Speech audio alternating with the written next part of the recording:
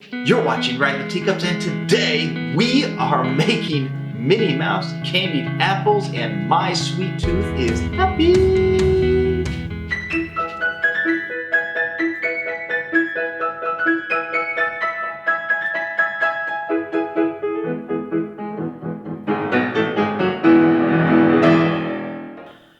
We are going to walk you step by step on how to make this delicious, beautiful thing.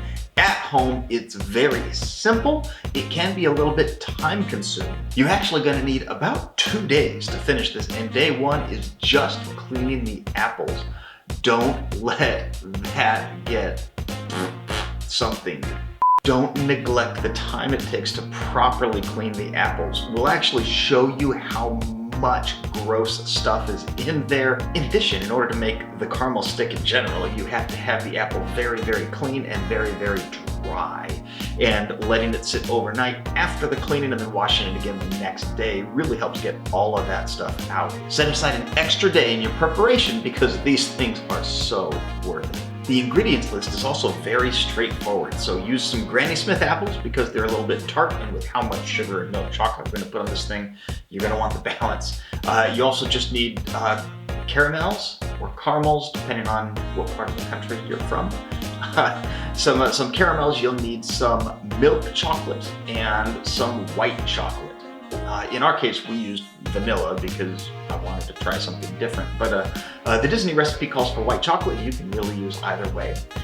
Some red sanding sugar, and then some white M&Ms are what we ended up using. You can also use white chocolate chips if you want to. I decided to go with the M&Ms because they had really cool peppermint ones at the store and I want to try those out. And some giant marshmallows to round out the ears. And then we used just barbecue skewers for the sticks, and don't forget the Dawn. You heard it right, the secret ingredient to our candied apples is Dawn Ultra. I'm not even kidding. Make sure that you stick around because you're going to want to see how this sucker is going to save your life while you're making these. I'm not even making that up.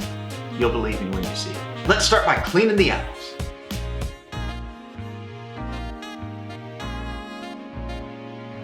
We're going to start with some boiling water to clean our apples, and I'm going to add a little bit of vinegar to the process to help things out.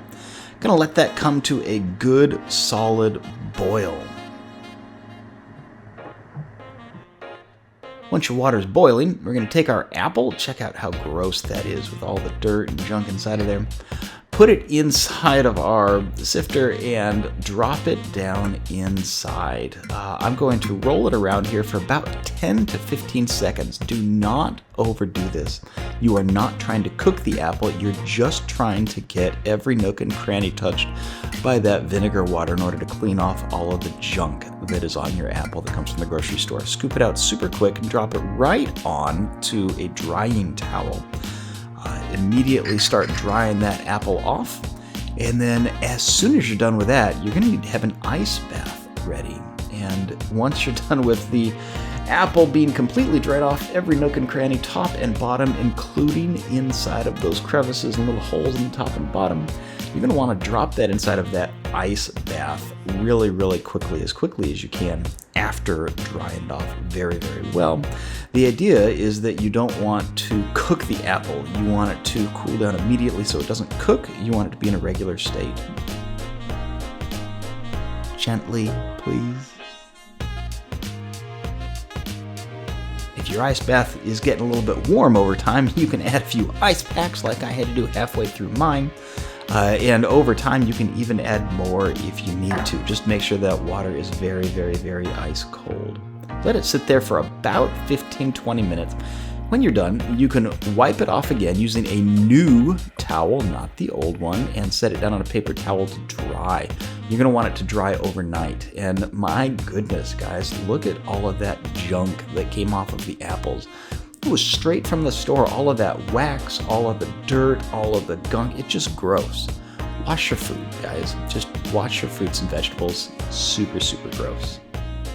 24 hours later, your apples are going to be dry, and you're going to notice that there's a little bit of almost a syrup coming out of that. We don't want that either, so I'm going to take a wet paper towel, rinse off the syrup again, and then place it back down on a dry paper towel one more time.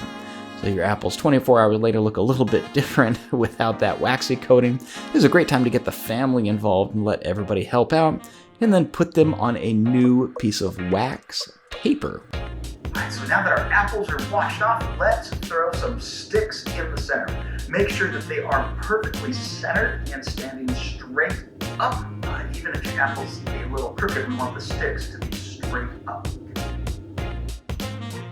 Like I mentioned, you want to make sure before you press down that it's straight. So don't do it side to side or forward and backwards. Make sure it's straight up and down. And then press down firmly. You don't want to lift up the apple because you want those sticks to be straight up and down when the apple is sitting down. So again, get the family involved and stick all of those apples.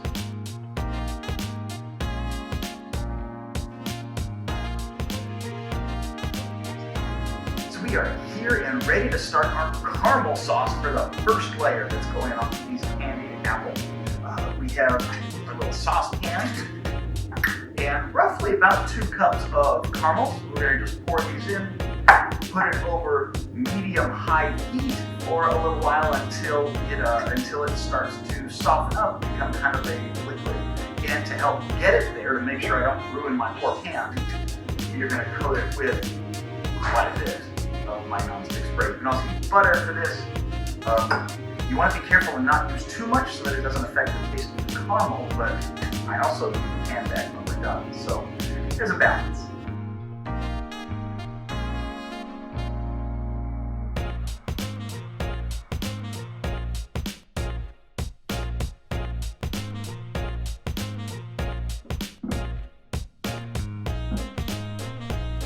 So when you're making your caramels, make sure that you are stirring basically non-stop. You're going to want that caramel sauce to be creamy, smooth, without a hint of really just, you don't want any clumps in it. You want it to be able to just drip right off of your spatula. You can see it just dripping right back down there into the saucepan, and that is the perfect consistency. I'm going to take my first apple on the stick, and I'm going to drop it right in and start spinning immediately. I'm lifting the pan up a little bit, but I still can't quite get the top, so I'm going to lean it into the caramel and kind of encourage it to get the top of the apple, just like that. Once the entire thing is coated, I'm going to lift it up, give it a little gentle spin, and just let it drip off. Let the excess caramel kind of drizzle off back into the pan by itself. And I'm going to take my spatula and just start sliding it around the sides as I spin the apple. Now I am just barely making any contact with this apple. It's not firm, it's not hard, it's just barely touching. I'm really just wanting to take the excess off. I still want it to be fully coated. You can see how it's all the way around. But I am going to scrape off the entire bottom of the apple and let all of that caramel drip back down inside. I want the bottom to be relatively flat, which is going to happen when I put it down here on my wax paper anyway. Now guys, when you are washing your pan afterward, wash it in some hot water as quickly as you can and scrub that thing down as best you can. This worked out a lot better my second time than my first, which was really gross. But anyway, you're still going to have some caramel in there. And this is where Dawn is going to save your life. So put a generous amount inside of here. Again, fill up that saucepan with hot water and let it bubble all the way up to the very, very top. You're going to let this sit for about 10 to 15 minutes and just leave it alone. Then when you come back, again, rinse it off with hot water, just a little bit of scrubbing. I'm not using much elbow grease here at all, and look at that. After soaking in caramel, that pan is beautiful.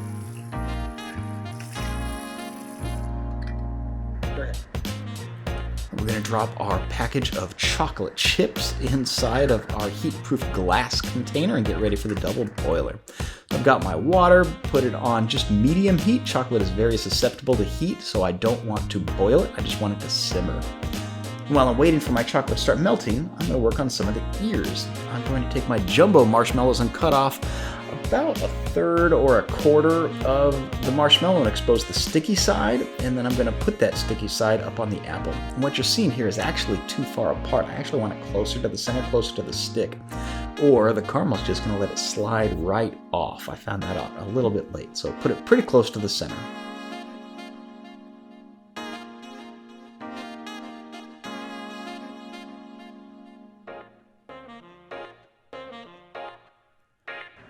Now that my caramel is nice and smooth, because I've also been stirring it as I go, I am ready to dip. So I'm going to,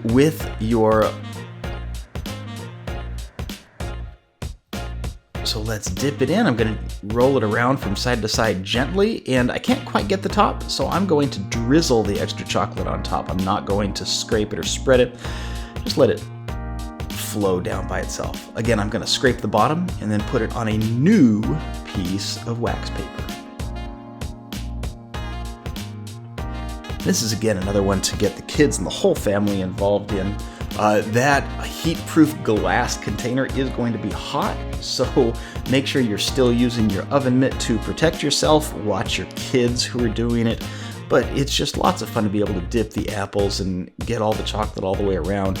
It doesn't have to be perfect in order to be delicious. So just have some family fun and go a little bit nuts with it. Casey's apple here actually looks better than most of mine. This is her first attempt. I am a little jealous.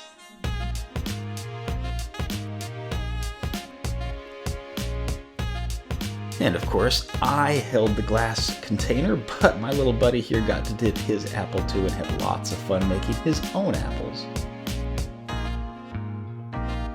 So we just finished putting all of the chocolate coating on our apples, and we still had some chocolate left over. I am not going to throw away chocolate.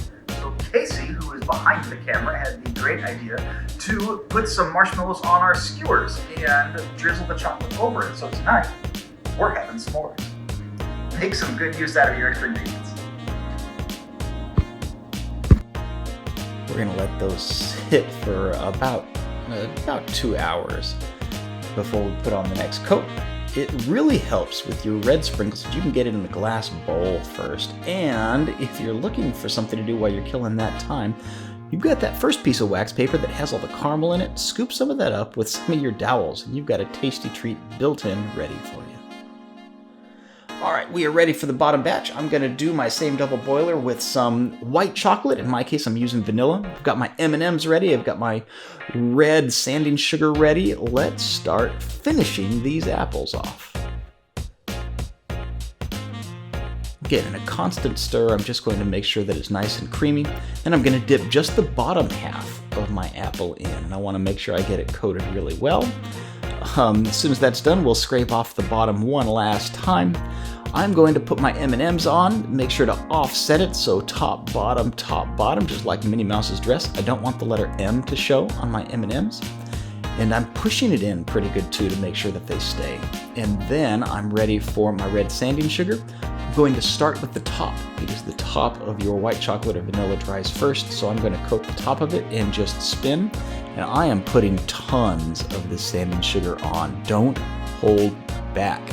You will see that I'm doing it over a white plate. That's for a reason, but make sure that everything gets coated super, super good, no matter how long it takes. You want the bottom to be perfectly red with that sanding sugar. So Minnie Mouse's dress does not have spots except for those polka dots. You don't want your apples to have it either. And then spin it around a few times. Check your work. Make sure that you've gotten every nook and cranny out as best as you possibly can. My goodness, look how beautiful that apple looks. We're going to let that dry. And then I don't want to waste all that red sanding sugar, so you can kind of shake it right back into the container for you so that you're not wasting any of that.